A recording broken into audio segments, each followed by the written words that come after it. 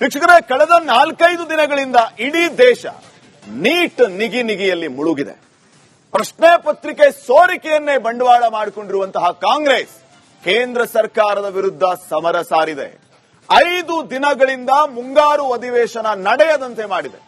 ಧರ್ಮೇಂದ್ರ ಪ್ರಧಾನ್ ರಾಜೀನಾಮೆ ಇಲ್ಲದೆ ನಾವು ಚರ್ಚೆಗೆ ಬರಲ್ಲ ಅನ್ನುವಂತಹ ದೃಢ ಸಂಕಲ್ಪವನ್ನ ಮಾಡಿದೆ ಕಾಂಗ್ರೆಸ್. ಆದರೆ ಕಾಂಗ್ರೆಸ್ನ ಆಡಳಿತ ಇರೋ ನಮ್ಮ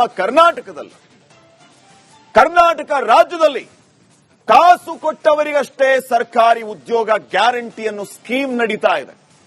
ಲಕ್ಷಾಂತರ ಉದ್ಯೋಗಾಕಾಂಕ್ಷಿಗಳ ಕನಸಿಗೆ ಕೊಳ್ಳಿ ಇಟ್ಟಂತಹ ಕೆಪಿಎಸ್ಸಿ ಬಗ್ಗೆ ಕಾಂಗ್ರೆಸ್ಸಿಗರ ಮೌನ ಇದ್ಯಾವ ಈ ಬಗೆಯ ನೀತಿ ಅನ್ನುವಂತ ಪ್ರಶ್ನೆ ಮೂಡುವಂತೂ ಕೂಡ ಮಾಡಿದೆ. ಈ ಬಗ್ಗೆ ವರದಿ ಇದೆ, ನೋಡ್ಕೊಂಬನ್ನಿ.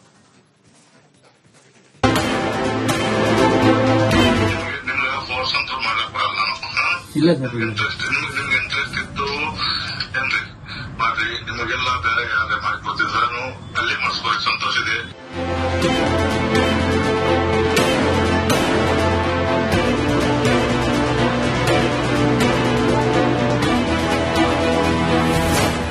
ನೀಟ್ ಪ್ರಶ್ನೆ ಪತ್ರಿಕೆ ಸೋರಿಕೆಯ ಕಿಚ್ಚು ದೆಹಲಿಯಿಂದ ಇಡೀ ದೇಶಕ್ಕೆ ಕಾಡ್ಗಿಚ್ಚಿನಂತೆ ಹಬ್ಬಿದೆ. ಧರ್ಮೇಂದ್ರ ಪ್ರಧಾನ್ ರಾಜೀನಾಮೆಗೆ ಆಗ್ರಹ ಮಾಡಿ ಕಾಂಗ್ರೆಸ್ ರಾಜ್ಯಸಭೆ ಮತ್ತು ಲೋಕಸಭೆಯಲ್ಲಿ ಹಂಗಾಮ ಎಬ್ಬಿಸಿದೆ. ಕಳೆದ 4 ದಿನದಿಂದ ಸಂಸತ್ ಕಲಾಪ ಕದನ ಕಣವಾಗಿ ಮಾರ್ಪಟ್ಟಿದೆ.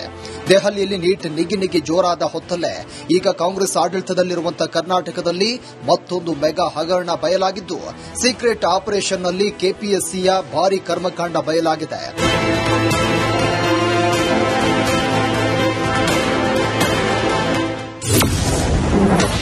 ಕರ್ನಾಟಕ ಲೋಕಸೇವಾ ಆಯೋಗದಲ್ಲಿ ಕಾಸಿದ್ರೆ ಬಾಸು. ಪಶು ವೈದ್ಯಾಧಿಕಾರಿಗಳ ಹುದ್ದೆ 80 ಲಕ್ಷಕ್ಕೆ ಡೀಲ್. ನೀಟ್ಗೆ ಕೆಂಡವಾಗೋ ಕಾಂಗ್ರೆಸ್, ಕೆಪಿಎಸ್ಸಿ ಬಗ್ಗೆ ಮೌನ ಬೇಕೆ?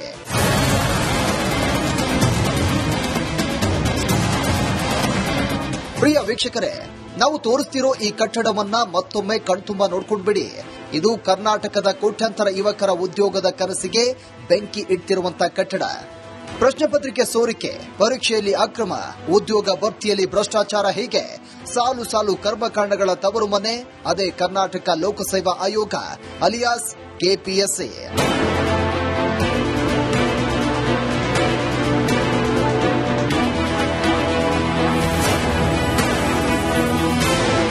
ಹೌದು, ಇಡೀ ದೇಶ ನೀಟ್ ನಿಗಿಯಲ್ಲಿ ಇರಬೇಕಾದ್ರೆ ಕರ್ನಾಟಕದಲ್ಲಿ ಕೆಪಿಎಸ್ಸಿಯ ಮತ್ತೊಂದು ಕರ್ಮಕಾಂಡ ಬಯಲಾಗಿದೆ.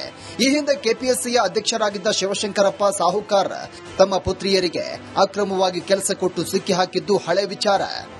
ಆದರೆ ಸ್ಟಿಂಗ್ ಆಪರೇಷನ್ನಲ್ಲಿ ಬಯಲಾಗಿರೋ ವಿಷಯ ಅದಕ್ಕಿಂತಲೂ ಹೆಚ್ಚು ಆಘಾತಕಾರಿಯಾಗಿದೆ. ನಾನು ಫೋನ್ ಹಚ್ಚಿದಾಗ ಫೋನ್ ತಗೊಳಂಗಿಲ್ಲ, ಮತ್ತೆ ನೀವು ನಮಗೇನರ್ಥ ಆಗುತ್ತೆ, ಪದೇ ಫೋನ್ ಹಚ್ಚಿ ಕೇಳ್ತಾರೆ, ಅವ್ರು ಬರ್ಬೇಕಿಲ್ಲಿ, ಅವ್ರಿಗೆ ಬೇಕಾಗಬೇಕಿಲ್ಲ. ಸರ್ ಅದೇ ಸರ್, 10 ಲಕ್ಷ ಅಮೌಂಟ್ ಇಸ್ಕೊಬರಕ್ ಹೋಗಿದೆ ಸರ್. 10 ಲಕ್ಷ ಅಮೌಂಟ್ ಇಸ್ಕೊಬರಕ್ ಹೋಗಿದೆ, ನಮ್ಮ ಇವ್ರು ಕೊಡ್ತೀನಿ ಅಂತ ಹೇಳಿದ್ರು. ಸರಿ, ನಿಮ್ದು ಅಮೌಂಟ್ ಅದು ಏನೇ ಇರ್ಲಿಲ್ಲ ಹೇಳ್ಬೇಕಲ್ಲ, ಅವ್ರು ಸರ್ ನಮ್ಗೆ ಕೇಳ್ತಾರೆ, ನಮ್ ಬದಲ ಏನ್ ಮಾಡ ಅಂತೇಳಿ ಹೇಳಿ ಸರ್. ಈಗ 40 ಲಕ್ಷ ಅಮೌಂಟ್ ಮಾತಾಡ್ತೀನಿ ಕೇಳಿ. ನಿಮ್ಗೆ ಫೋರ್ಸ್ ಅಂತ ಮಾಡ್ಲಕ್ ಬರಲ್ಲ ನಾನು.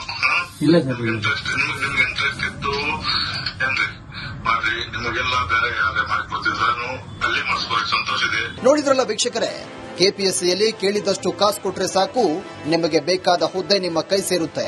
ಇದೀಗ ಪಶುವೈದ್ಯಾಧಿಕಾರಿಯ ಹುದ್ದೆಗೆ ಬರೋಬ್ಬರಿ 80 ಲಕ್ಷಕ್ಕೆ ಡೀಲ್ ನಡೆದಿದೆ.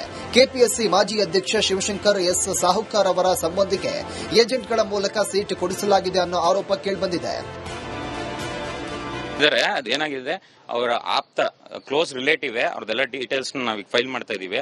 ಅವ್ರ ಕ್ಲೋಸ್ ರಿಲೇಟಿವ್ಸ್ ಟಾಪ್ ರ್ಯಾಂಕಿಂಗ್ ಅಲ್ಲಿ ಇದ್ದಾರೆ. ಇವರ ಅಧ್ಯಕ್ಷರು ಇದಾರಲ್ಲ, ಅವ್ರ ರಿಲೇಟಿವ್ ಒಬ್ಬ ಹತ್ತತ್ರ 450 ಮೇಲಿದ್ದಾರೆ, ಅದೊಂದಿದೆ. ಅದೆಲ್ಲ ಡೀಟೇಲ್ಸ್ ಕೊಡ್ತಾ ಇದೀವಿ. ಜುಲೈ 17ರಂದು ಹೊರಬಿದ್ದ ಪಶು ವೈದ್ಯಾಧಿಕಾರಿಗಳ ನೇಮಕಾತಿ ಆದೇಶ ಉದ್ಯೋಗ ಆಕಾಂಕ್ಷಿಗಳಿಗೆ ಶಾಕ್ ಕೊಟ್ಟಿತ್ತು. ಹೀಗಾಗಿ ಸ್ಟಿಂಗ್ ಆಪರೇಷನ್ ನಡೆಸಿದ ವಿದ್ಯಾರ್ಥಿಗಳು ದುಡ್ಡಿಗೆ ಡಿಮ್ಯಾಂಡ್ ಇಟ್ಟಿರೋ ಆಡಿಯೋ, ವಿಡಿಯೋ ಹಾಗೂ ಫೋಟೋ ರಿಲೀಸ್ ಮಾಡಿದ್ರು. ಸುಮಾರು ಮೋರ್ ದೆನ್ 50% ಕರಪ್ಷನ್ ಆಗಿದೆ ಸರ್. ಮೋರ್ ದೆನ್ 50 ಅಲ್ಲ, 70 to 80% ಮಾರ್ಚಿನ ತನಕ. ಯಾಕೆ ಅಂತಂದ್ರೆ KPSC ಚೇರ್ಮನ್ ಕ್ಲೋಸ್ ರಿಲೇಟಿವ್ಸ್ ಇದರಲ್ಲಿ ಲಿಸ್ಟ್ ಅಲ್ಲಿ ಇದಾರೆ ಅಂತಂದ್ರೆ ಲಿಸ್ಟ್ ಅಲ್ಲಿ ಸರ್ ಇದರಲ್ಲಿ ಮೇಲ್ನೋಟಕ್ಕೆ ಒಬ್ರು ಇದರಲ್ಲಿ ಹೆಸರಿದೆ ಸರ್. ಇವರು ಸ್ಟೂಡೆಂಟ್ಸ್ ಎಲ್ಲ ಕೇಳ್ತಾ ಇರೋದು ಮೋರ್ ದೆನ್ 50 to 60 ಸೀಟ್ಸ್ ಇವರು ಮಾರ್ಕೊಂಡಿದ್ದಾರೆ ಅಂತ ಹೇಳಿ. ಒಂದೊಂದು ಪೋಸ್ಟ್ 80 ಲಕ್ಷಕ್ಕೆ ಇವರು ಫೋನ್ ಮಾಡಿದಾರೆ ಸರ್ ಮಿಡಲ್ ಮ್ಯಾನ್ಗೆ. ಇವರು ಯಾರ್ಯಾರು 1:3 ಲಿಸ್ಟ್ ಅಲ್ಲಿ ಇದಾರೆ ಅವ್ರ ಹೆಸರು ಬರೀ ಹೆಸರು ಅಷ್ಟೇ ಇರ್ತಿತ್ತು, ಅವ್ರದ್ದು ನಂಬರ್ ಇರ್ತಿರ್ಲಿಲ್ಲ, ಅಡ್ರೆಸ್ ಇರ್ತಿರ್ಲಿಲ್ಲ, ಏನು ಇರ್ತಿರ್ಲಿಲ್ಲ. ಆದ್ರೆ ಪ್ರತಿಯೊಂದು ಕ್ಯಾಂಡಿಡೇಟ್ಸ್ಗೂ ಯಾರ್ಯಾರು ಇದಾರೆ ಅವರಿಗೆ ಫೋನ್ ಮಾಡಿ ನೀವು 80 ಲಕ್ಷ ಕೊಡಿ ನಾವು ಲಿಸ್ಟ್ ಅಲ್ಲಿ ಸೇರ್ತೀವಿ ಅಂತ. ಅಂದ್ರೆ ಇವರು ಮಿಡಲ್ ಮ್ಯಾನ್ಸ್ಗೆಲ್ಲ ಕಾಂಟ್ಯಾಕ್ಟ್ ನಂಬರ್ ಹೆಂಗ್ ಸಿಕ್ತು KPSC ಇಂದ ಕಾಲ್ ಮಾಡೋದಕ್ಕೆ?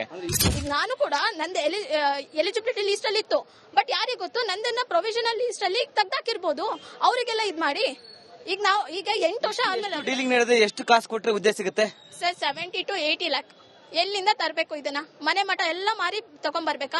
ಅಭ್ಯರ್ಥಿಗಳು ಕೊಟ್ಟಿದ್ದಾರೆ ಅಮೌಂಟ್ ಏನಾದ್ರು? ಸರ್ ಕೊಟ್ಟಿದ್ದಾರೆ ಸರ್. ಕೊಟ್ಟಿಲ್ಲದೆ ಹಿಂಗೆ ಸುಮ್ನೆ ಇದೇ ಹೇಳಕ್ಕಲ್ಲ. ಯಾರೆಲ್ಲ ಕೈವಾಡಿ ಇದೆ? ಅಭ್ಯರ್ಥಿ ಮಧ್ಯವರ್ತಿಗಳು ಕೈವಾಡಿದನ? KPSC ಮಾಜಿ ಅಧ್ಯಕ್ಷ ಸದಸ್ಯರು ಕೈವಾಡಿದನ? ಏನು ಆರೋಪ ಸರ್? ಇಬ್ರದ್ದು ಇದೆ. ಫಸ್ಟ್ ಮಿಡಲ್ ಮ್ಯಾನ್ ಯಾರಿದ್ದಾರೆ ಆ ಮಿಡಲ್ ಮ್ಯಾನ್ ಇಂದ ಅಧ್ಯಕ್ಷರಿಗೆ ತಲುಪಿರೋದು. ಅಧ್ಯಕ್ಷರು ಸರಿ ಇಲ್ಲ ಅಂದ್ರೆ ಅವ್ರ ಸುತ್ತಮುತ್ತ ಇರೋರು ಹಂಗೆ ಇರ್ತಾರೆ ಸರ್. ಈಗ ರಾಜ್ಯನೇ ಸರಿ ಇಲ್ಲ ಅಂದ್ರೆ ರಾಜ್ಯ ಸರಿ ಇರುತ್ತೆ, ಇಲ್ಲ ಪ್ರಜೆಗಳು ಸರಿ ಇರ್ತಾರೆ ಸರ್.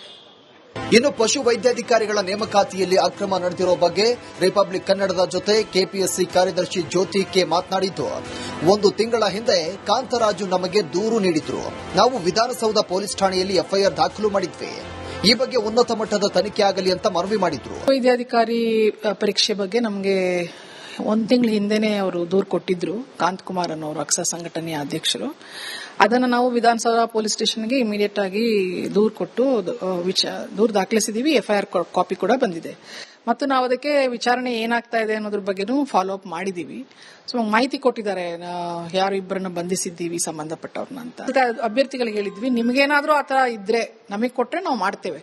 ಅದರ್ವೈಸ್ ನೀವು ಕೂಡ ದೂರು ದಾಖಲಿಸಬಹುದು. ಅಧ್ಯಕ್ಷರಿರ್ಬೋದು, ಸದಸ್ಯರಿರ್ಬೋದು, ಅಥವಾ ಅಧಿಕಾರಿಗಳು ಒಳಗಡೆ ಅಧಿಕಾರಿಗಳಿರ್ಬೋದು, ಯಾರೇ ಇರ್ಬೋದು. ಯಾರೇ ಆತರ ಮಾಡಿರೋದು ನಿಮ್ ಗಮನಕ್ಕೆ ಬಂದಿದ್ರೆ, ನಿಮ್ಮ ಹತ್ರ ಸಾಕ್ಷಿ ಇದ್ರೆ ನೀವೇನು ಕೊಡಬಹುದು, ನಮಗೆ ಕೊಟ್ರೆ ನಾವೇನು ಮಾಡ್ತೀವಿ ಅಂತ. ಪಶು ವೈದ್ಯಾಧಿಕಾರಿಗಳ ನೇಮಕಾತಿಯಲ್ಲಿ ಅಕ್ರಮ ನಡೆದಿದೆ ಅಂತ KPSC ಮತ್ತು ಅಭ್ಯರ್ಥಿಗಳು ವಿಧಾನಸೌಧ ಪೊಲೀಸ್ ಠಾಣೆಗೆ ದೂರು ಕೊಟ್ಟಿದ್ದು, ಇಬ್ಬರ ಬಂಧನವಾಗಿದೆ. ಆದರೆ ನೀಟ್ ಪ್ರಶ್ನೆ ಪತ್ರಿಕೆ ಸೋರಿಕೆಗೆ ಧರ್ಮೇಂದ್ರ ಪ್ರಧಾನ್ ಕಾರಣ. ಅವರು ರಾಜೀನಾಮೆಯನ್ನು ಕೊಡಬೇಕು ಅಂತ ಆಗ್ರಹ ಮಾಡುತ್ತಿರುವ ಕಾಂಗ್ರೆಸ್ ಕರ್ನಾಟಕದ KPSCಯ ಸಾಲು ಹಗರಣಗಳ ಬಗ್ಗೆ ಮೌನವಾಗಿರುವುದು ಯಾಕೆ? ದೆಹಲಿಯಲ್ಲೊಂದು, ಕರ್ನಾಟಕದಲ್ಲೊಂದು ನೀತಿಯ ಅನ್ನೋ ಅನುಮಾನ ಮೂಡುವಂತೆ ಮಾಡಿದೆ.